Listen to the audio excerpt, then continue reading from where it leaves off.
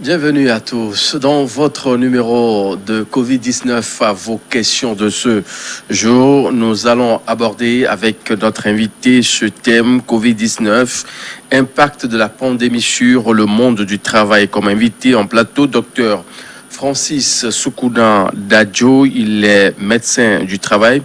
Bonsoir docteur. Bonsoir Mathieu, bonsoir à tous les téléspectateurs et téléspectatrices. Merci.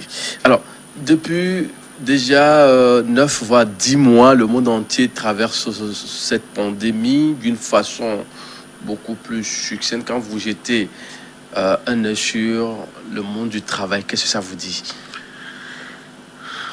Vous savez que le monde du travail est le plus impacté de tous les secteurs dans cette histoire de coronavirus. Et au jour d'aujourd'hui, l'épidémie à coronavirus fait figure de la plus grande crise mondiale depuis la Deuxième Guerre mondiale que nous avons connue et qui a sérieusement impacté le monde du travail. Parce que nous verrons sûrement dans les minutes qui viennent quels sont ses effets sur d'abord le travailleur, puis ensuite l'entreprise et la société dans laquelle tout ça est implanté. Parfait.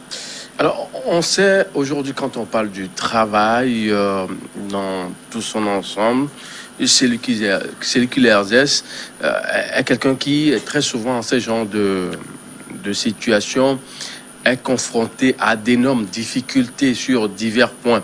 Si nous prenons par exemple sur le point psychologique, quel est le premier impact qu'on peut avoir sur un travailleur qui est confronté à ce problème de pandémie comme coronavirus? Alors, comme je le disais tantôt, c'est une grave crise de santé publique. Et quand nous parlons de santé publique, le monde du travail est inclus dedans. Et cette crise de santé publique a entraîné l'augmentation du stress et l'augmentation de l'anxiété chez le travailleur. Et quand on parle d'augmentation de l'anxiété, augmentation du stress, on fait allusion en même temps à la maladie mentale. Parce que c'est les précurseurs de la maladie mentale. Donc, en cause de cette augmentation du stress et de l'anxiété, c'est les nouvelles formes d'organisation du travail, la peur du coronavirus lui-même chez le travailleur. Donc voilà un peu ces deux aspects sur lesquels nous pouvons peut-être revenir et parler tranquillement. D'abord, l'augmentation du stress et de l'anxiété du fait de la peur du virus, la peur d'être contaminé par le virus. Et deuxièmement, le fait que on a eu de nouvelles formes de travail. C'est quoi? Le télétravail. Ce n'était pas un truc qu'on a expérimenté depuis. Cette difficulté de voir les autres par rapport à l'isolement social, tu ne vois plus tes collègues, tu ne réalises qui était normal à réaliser.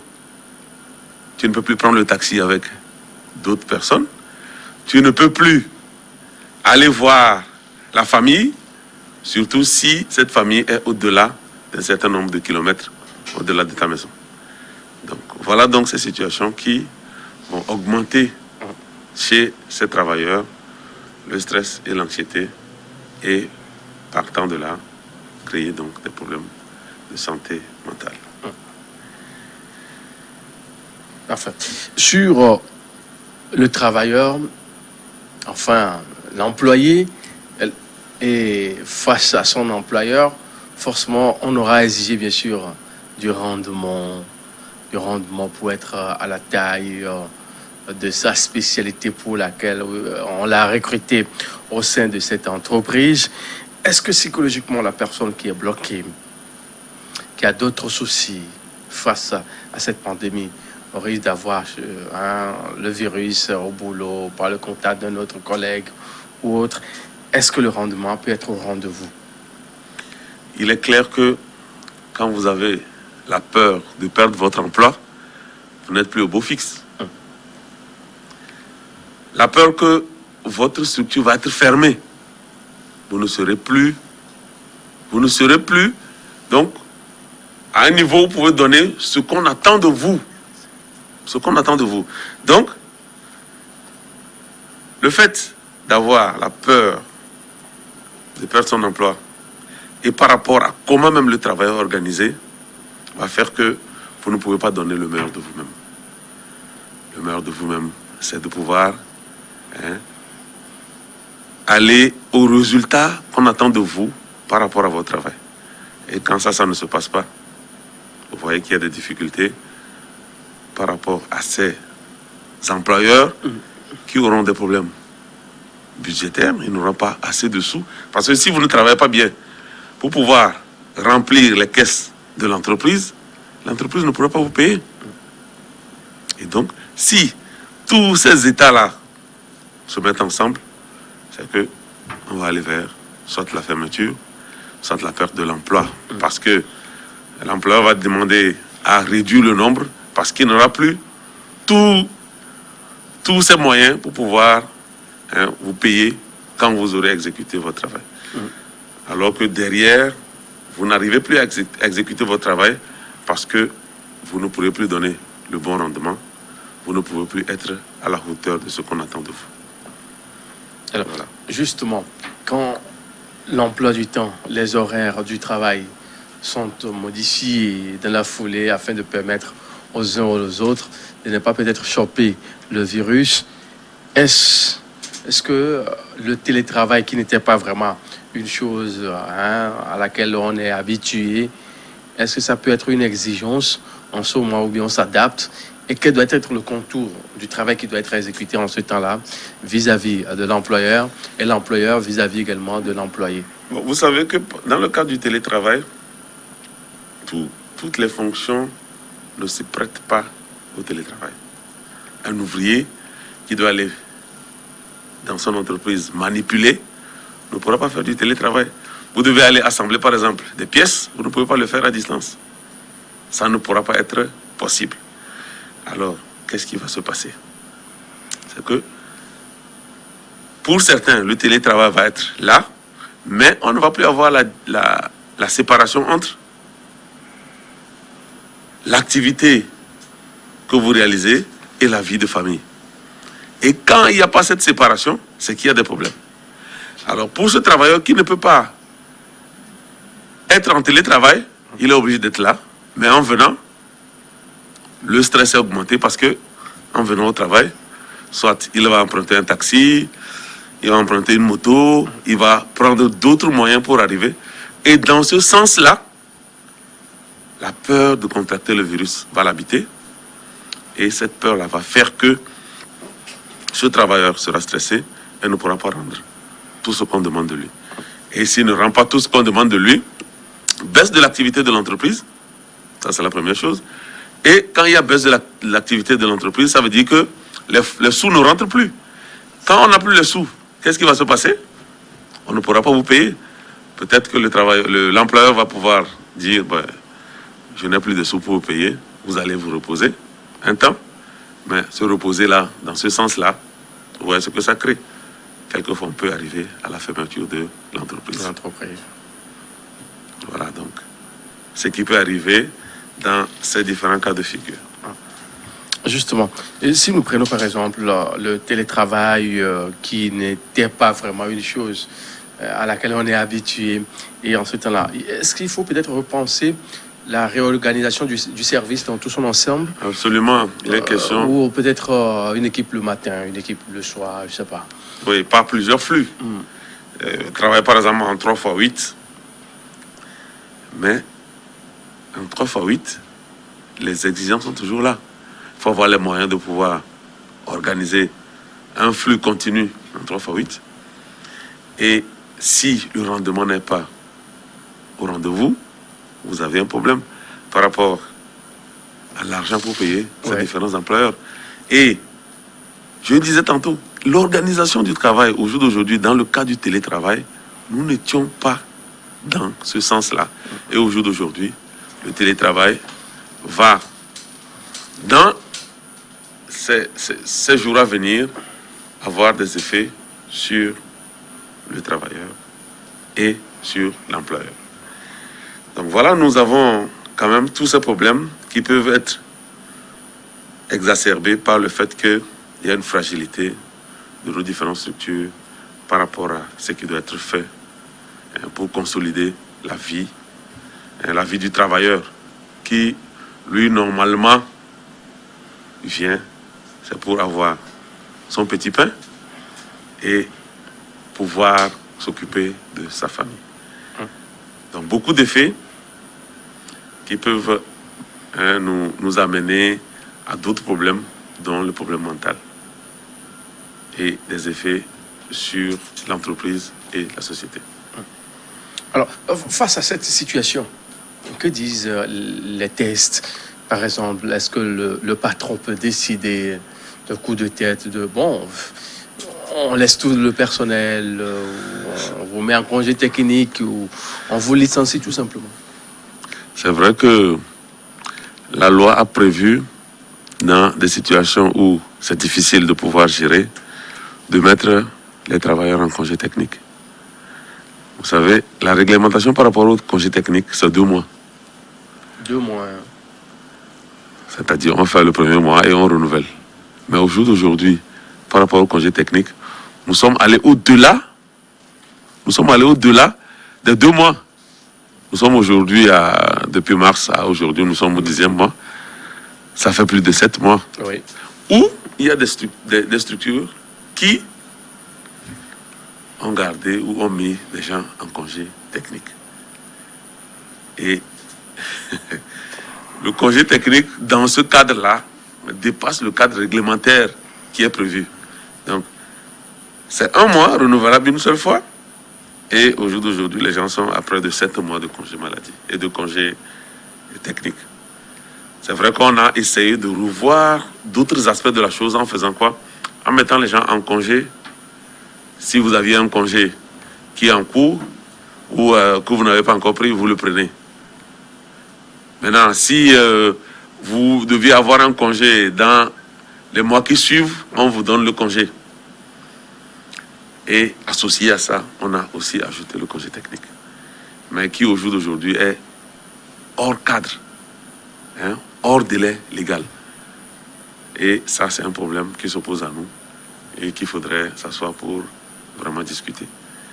Discuter pour voir la mesure dans laquelle on pourra peut-être organiser d'autres formes de congés ou d'autres aspects de la chose pour que les travailleurs, c'est vrai, les employeurs ont des problèmes, des difficultés pour pouvoir les gérer, mais qu'on puisse organiser de telle manière que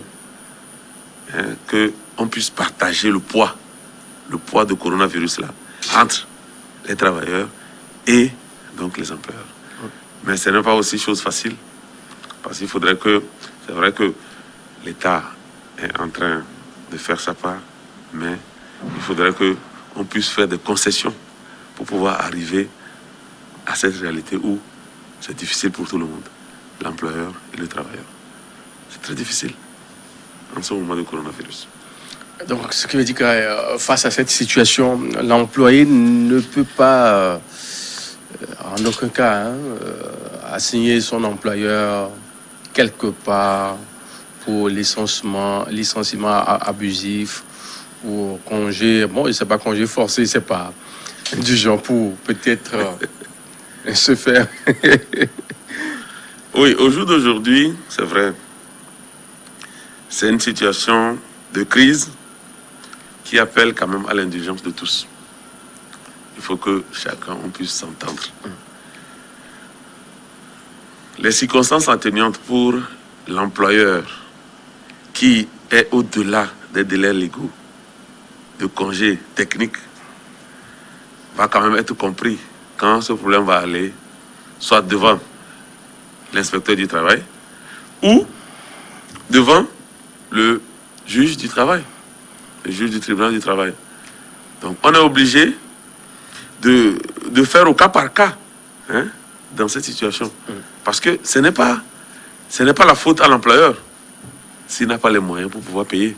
Ce n'est non plus la faute à l'employé qui, lui, quand même, au-delà du stress qu'il a, va quand même travailler pour pouvoir remonter un peu cette pente-là de la crise qu'a créé le coronavirus. Donc voilà, on va faire un peu, disons, on va partager un peu, hein, le poids que ce coronavirus est en train d'infliger, que ce soit à l'employeur, que ce soit au travailleur, ou même que ce soit pour le gouvernant. Parce que, vous savez, on a beaucoup été impacté par le coronavirus qui nous fait divaguer par rapport à certaines situations qu'on ne peut pas gérer de manière facile par rapport aux sous que nous n'avons pas. Nous sommes un pays en voie de développement. C'est vrai que le coronavirus, par rapport à ce qui se passe dans les pays développés, si on devait avoir tout ça sur nous, on ne pouvait pas s'en sortir. Mais heureusement, quand même, on arrive à quand même gérer au mieux la crise. Et beaucoup de gens pensent que le coronavirus aurait dû peut-être plus nous frapper que ce qui s'est passé au jour d'aujourd'hui. Mais heureusement, on arrive quand même à tenir le coup et on avance comme ça.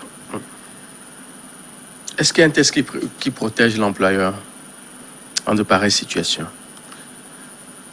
On n'avait pas prévu ça. C'est seulement le Code du travail qui nous dit quelles sont les obligations de l'employeur, quelles sont les obligations de l'employé. Au jour d'aujourd'hui, ce n'était pas une situation qui est prévue, mais on fait avec. On pourra gérer au cas par cas pour que les travailleurs ne soient pas, c'est le moyen faible de la chaîne, qui ne soit pas trop lésés par rapport à cette situation de crise que nous traversons. Alors, face à de pareilles situations, à supposer que je suis un employé, je suis un employeur, je n'ai plus les moyens pour payer mes employés, et puis coronavirus, bon, tout se stabilise, ou bien on a une fin, fin novembre par exemple, je veux relancer mon entreprise. Je suis obligé de faire appel à ces anciens employés, ou comment je fais? Ou bien c'est de leur droit de revenir naturellement? Non, mais si vous devez reprendre, vous savez qu'au jour d'aujourd'hui, c'est vrai, les gens ont arrêté leur activité. Donc ils sont passés par les voies légales pour arrêter l'activité. Donc ils sont venus voir l'employeur, ils disent voilà, par rapport à la crise, je pense que je vais faire le bilan, je vais déposer les clés. Maintenant, quand je veux reprendre l'activité, c'est les travailleurs qui étaient là qui sont prioritaires. C'est eux que vous devez embaucher d'abord avant de voir si vous devez embaucher d'autres personnes en plus. Ça, au moins ça. Est-ce que la loi me l'impose? Oui. Parce que vous n'avez pas... Si vous avez fermé, si c'est fermé totalement, et que vous devez reprendre, ça vous impose de reprendre ceux qui étaient là. Maintenant, non, j'ai dit, si c'est fermé totalement, s'il vous plaît, si c'est fermé totalement, et vous devez rouvrir avec une autre structure, vous pouvez peut-être réorienter la manière de recruter vos travailleurs qui vont travailler avec vous. Mais si c'est dans le cadre d'un congé technique, vous ne pouvez pas laisser les gens que vous avez laissés avec peut-être le tiers du salaire ou la moitié du salaire, les laisser et aller prendre d'autres personnes. Ça n'aura pas de sens en ce moment. Et si l'inspecteur ne tranche pas dans ce sens, au niveau du tribunal du travail, on ne vous donnera pas raison. Ça, c'est clair. On ne vous donnera pas raison. Et au niveau du tribunal du travail, vous devez donc faire face à vos employés, parce qu'ils seront nombreux, et pouvoir régler ce que vous leur devez. Voilà. Puisque, en ce moment, c'est comme si vous les avez licenciés. C'est comme si vous les avez licenciés. Oui. Et donc, si vous avez licencié, on peut considérer que c'est un licenciement abusif. Et en ce moment, la loi se prête à vous. On a de ces employeurs, je ne sais pas, véreux, je ne sais pas comment le dire, qui, on suppose que l'entreprise s'appelle Mathieu et Fils, et on dit, bon, il n'y a plus les moyens pour payer les employés, juste après Corona, on revient sous un autre nom, on dit établissement Mathieu Lebon. Et puis on dit, ben, c'est une nouvelle société ou bien une nouvelle entreprise, on ne peut plus recruter les anciens, on revient carrément avec un autre chemin et on laisse les anciens de côté. C'est vrai que quand c'est dans ce cadre-là, la loi permet à ceux qui doivent pouvoir te donner des autorisations de pouvoir vérifier tout ça. De pouvoir vérifier et de pouvoir te dire ce que vous êtes en train de faire, vous tissez du mauvais coton. Ça, c'est clair. On ne peut pas, si vous êtes dans un cadre où c'est la même structure, où c'est le même employeur qui revient pour la même activité, ou bien c'est une autre activité. Bon, des fois, on change un peu si c'est la même service et puis bon... Non, si c'est le nom seulement qui change. Le nom et puis peut-être on trouve quelqu'un d'autre avec sa carte de création d'entreprise, on fait un truc et puis c'est bon, ça s'arrête là. Non, c'est vrai que... Pour donner l'impression que... c'est autre chose. Oui, c'est autre chose. Ah oui. Même si, sur le coup, on ne vous saisit pas, on vous saisira quand même au bout du compte. Mais son existence légale vous montre carrément que ce n'est pas l'ancienne entreprise. C'est une nouvelle. Qu'est-ce que vous pouvez faire face à cette situation? Non, mais vous n'allez pas laisser votre argent dans les mains d'une autre personne. Il y aura quand même des traces pour dire que c'est vous qui êtes toujours le patron de cette entreprise. Et là, en ce moment, la loi va s'appliquer à vous. Et cela relance ce débat-là qu'on a souvent vis-à-vis des employés. On dit les médecins du travail, les inspecteurs du travail. Il y a une expression en hébreu, on dit qui a les dessous de la table en quelque sorte. Ça fait que les intérêts, bon voilà, les intérêts de l'employé ne sont plus vraiment mis au devant. On laisse tomber, on dit monsieur, bon voilà la situation, on revient avec une... C'est à prendre aussi à laisser. Vous savez que c'est punissable, hein? Oui, c'est punissable, mais il y a des situations. Il suffit de prouver. Aujourd'hui, il suffit de prouver. Au Togo. Il suffit de prouver et ceux qui viennent contre la loi seront pris. Ça, c'est clair. Bon, vous ne pouvez pas, sur le sinistre d'un travailleur, vous enrichir. Ça, ce n'est pas normal. Ce n'est pas du tout normal. Sur le sinistre d'un travailleur, vous allez vous enrichir. Si on fait la preuve que c'est ce que vous avez fait, vous êtes punissable. Mais chercher la preuve maintenant, c'est ça qui est le problème, parce qu'on sait on peut trouver la preuve.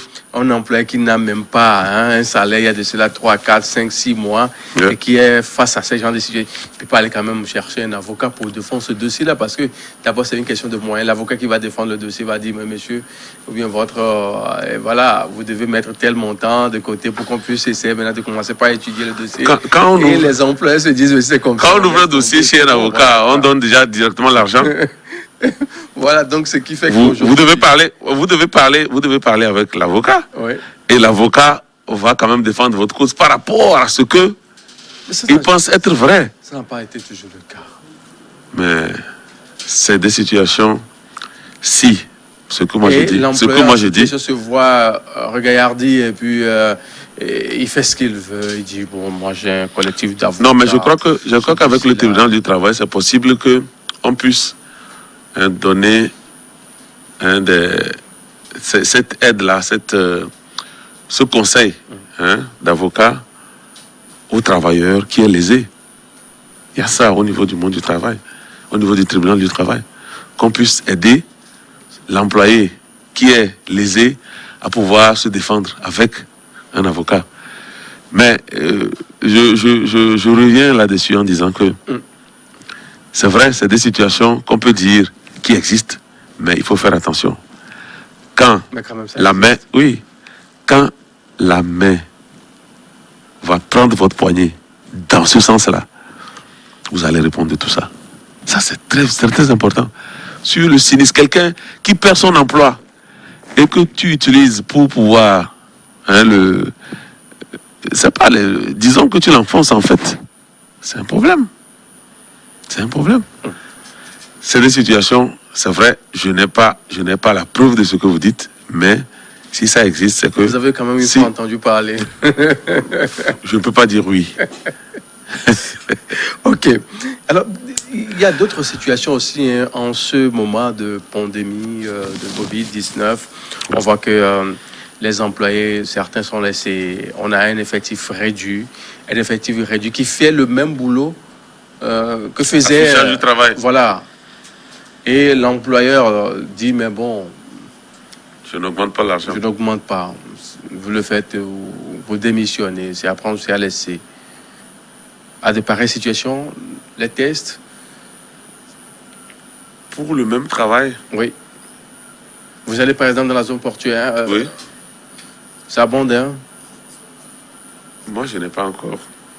Je n'ai pas Mais c'est des enquêtes qu'il faut faire. hein. la réalité de ce que vous dites, mais je me dis, La si, zone franche. est-ce qu'on va augmenter le temps de travail au-delà de 8 heures? Bah, ils travaillent toujours, hein, de 8 heures de matin jusqu'à... Temps de travail, 8 heures. et- On se dit que vous faites le travail que vous devez faire. Mais une charge de 10 personnes 5 personnes maintenant le font, C'est vrai Vous que voyez ça, un c'est peu. des situations, c'est difficile. Pour un travail qui se faisait à 10, Oui. aujourd'hui vous le faites à 5. Oui. Vous ne pouvez pas aller au-delà de vos capacités. C'est clair. Vous ne pouvez pas aller au-delà de vos capacités. Mais si il arrive, vous savez qu'on a quand même réduit les effectifs dans le cas de Covid pour pouvoir éviter la propagation de la maladie. On a fait des rotations en flux de 3 pour pouvoir faire que la propagation s'arrête. Mais si vous devez faire le même travail et on vous demande la même chose sur le temps de 8 heures, c'est que normalement, on doit pouvoir quand même vous intéresser, vous encourager, faire un dialogue social dans ce cadre-là pour pouvoir parler avec et l'employeur et les travailleurs, arbitrer par l'inspection du travail pour pouvoir voir quel est le juste milieu pour que on n'arrive pas à des maladies qui surviennent. Le stress va créer des maladies mentales. Le stress va créer au-delà des maladies au niveau de l'entreprise et au niveau de la maison. Et donc ce travailleur qui est dans ce sens-là ne pourra pas donner le meilleur de lui-même. Même si au début, pour le faire, à la fin, vous ne pouvez pas avoir les mêmes résultats. Donc c'est très difficile en ce moment. C'est vrai que c'est cette crise-là qui nous fait découvrir de ces situations qui n'ont pas existé avant. Mais on espère que le temps est en train de passer. On va voir dans quelle mesure on pourra peut-être faire face et pouvoir mettre cette pandémie derrière nous. Alors, justement, en ce temps de Covid, vous avez fait quand même certaines sorties sur le terrain. Et quel est le constat qui se dégage? On a fait beaucoup de choses dans le cadre de Covid. On est sorti plusieurs fois pour contrôler quelles sont les mesures qui sont mises en place dans les différentes entreprises pour éviter la propagation de la maladie. On a fait d'autres travaux dans le sens de faire une auto-évaluation des employeurs pour voir quelles sont leurs difficultés. Et c'est vrai que nous sommes dans une situation où il y a beaucoup de gens qui ont réduit les effectifs. Il y a beaucoup de gens qui ont arrêté leur activité pour cause de Covid. Parce qu'ils ne peuvent plus payer, ils ne peuvent plus tenir les comptes, ils ne peuvent plus payer les employés. Donc, ils sont obligés de faire une pause par rapport à l'activité et reprendre après. C'est vrai que c'est des situations très difficiles. C'est très difficile. Et ce que les gens vivent au jour d'aujourd'hui, il faudrait qu'on puisse vraiment respecter au mieux les mesures barrières pour que cette pandémie s'en aille, pour qu'on puisse revenir à une vie normale. Le fait qu'on nous refuse de faire ce qu'on faisait normalement avant est aussi une cause de stress.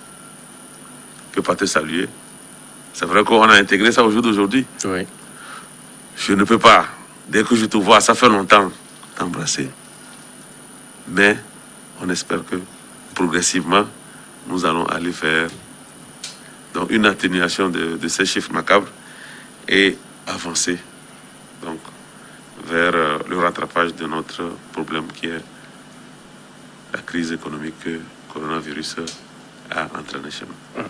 Durant tout ce temps de Covid-19 où les mesures barrières sont conseillées tous les jours, que le bon Dieu fait, on a comme l'impression que dans le secteur artisanal, c'est un monde carrément à part où on méconnaît ces mesures-là. Il n'y a pas vraiment un suivi qui est fait.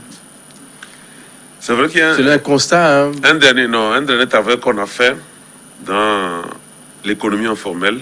C'est vrai qu'ils ont de grandes difficultés. Imaginez quelqu'un de l'économie informelle qui doit payer les masques pour ses travailleurs. Ça pose un problème. C'est vrai que c'est l'employeur qui est le responsable de la sécurité santé au travail dans l'entreprise. Donc, un employeur qui est obligé de mettre encore d'autres sous en plus pour pouvoir gérer ses travailleurs, ça pose un problème. Donc, ce travail que nous avons fait, on a juste constaté la réalité que c'est vrai que le coronavirus, on ne veut pas qu'il se propage, mais malheureusement, on fait avec les moyens que nous disposons. Donc certains employeurs mettent le minimum qu'ils peuvent mettre pour que les travailleurs ne soient pas contaminés. Et vous allez vous retrouver dans certaines entreprises où il n'y a pas de lave-mains. Soit il y a de lave-mains, il n'y a pas d'eau, il n'y a pas... Non, l'eau quand même. De savon. Il y a quand même de l'eau. C'est peut-être qu'il n'y a pas de lave-mains.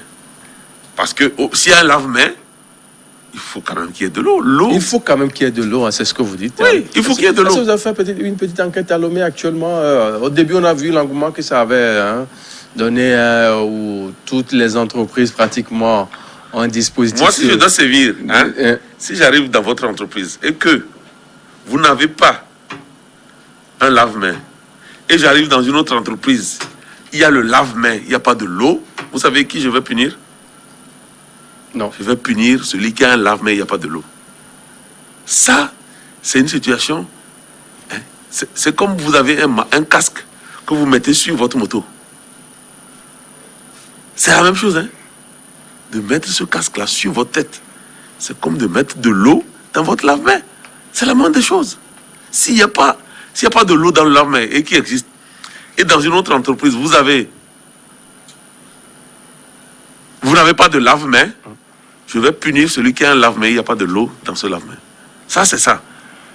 Donc, les gens ont eu des difficultés quand même pour se procurer les lave-mains, mais on a utilisé des moyens traditionnels pour pouvoir mettre ça aussi en place, où les gens avaient des bidons ou d'autres dispositifs qui permettent quand même de pouvoir laver les mains.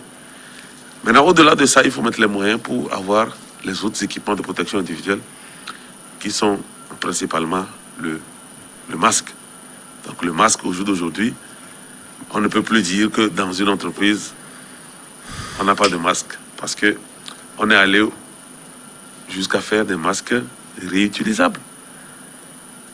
L'université est rentrée dans le jeu et même d'autres du secteur artisanal sont mis dedans pour faire les masques.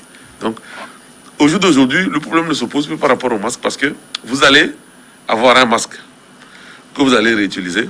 Peut-être vous avez 3 masques. Ça vous suffira pour, disons, au moins 3 mois. Parce que vous mettez le premier aujourd'hui, le lendemain, vous mettez un autre. Pendant ce temps, vous mettez l'autre au propre. C'est comme ça que ça doit se passer. Donc, au jour d'aujourd'hui, on ne va plus mettre assez de moyens, beaucoup de moyens par rapport au masque. Mais il faut quand même mettre en place un lave-mains pour que les gens puissent, dès qu'ils arrivent, se mettre en ordre. Dans certains services, on a le lavement, on a l'eau, on a le savon. Mais le seau d'en bas qui prend les eaux usées, c'est débordé, et c'est là. Et Ça, c'est un problème d'organisation.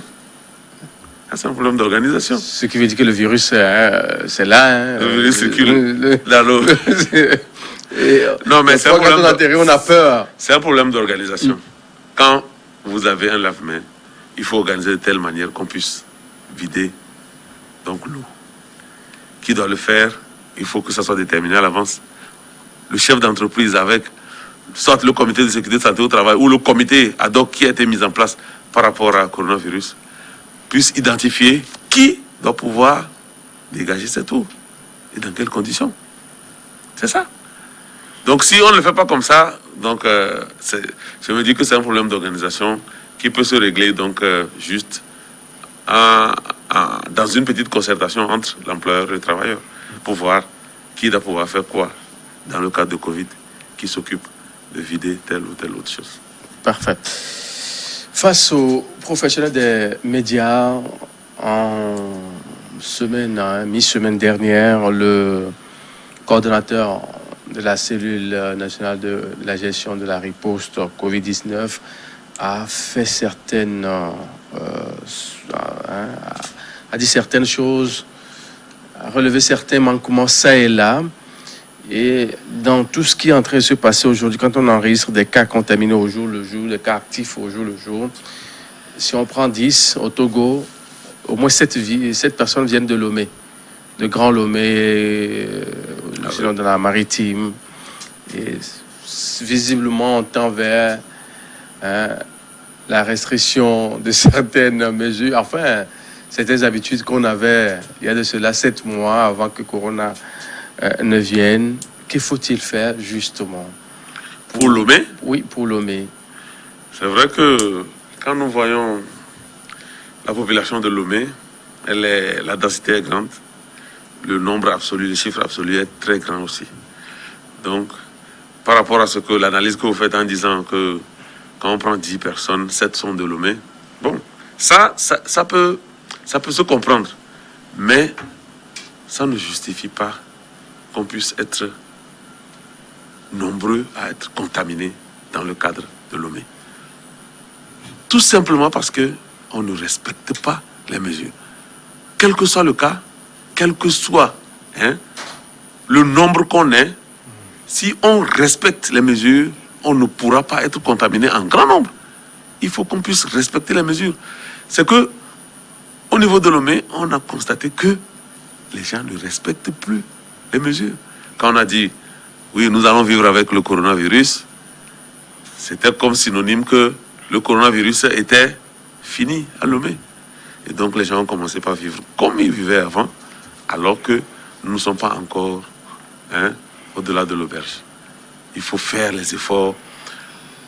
Il faut qu'on se concentre un petit temps, faire des efforts pour que on puisse passer cette étape critique où la maladie reprend de la force.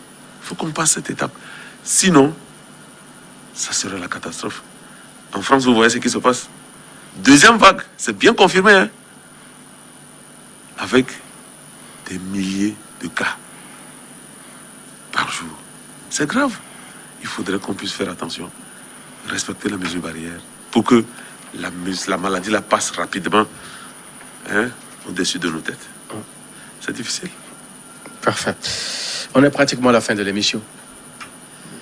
Par rapport à ce thème que nous avons eu à aborder aujourd'hui en substance, que faut-il retenir?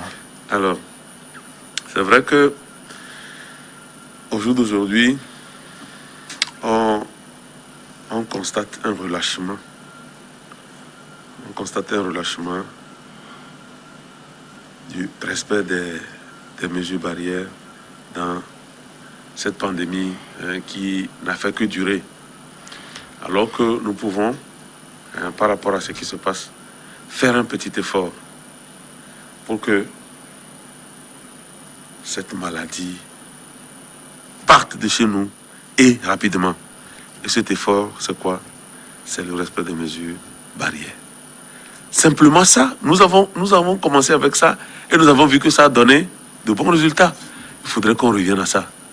Parce qu'il ne faudrait pas qu'on arrive à une situation où on est obligé de reconfiner Lomé. Ça va être la catastrophe.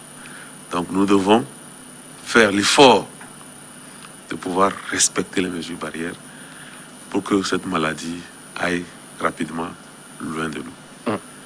Merci beaucoup à vous, docteur Francis Soukouna Dadjo, médecin du travail. Messieurs, mesdames, merci pour votre fidélité. On se retrouve demain pour un autre numéro.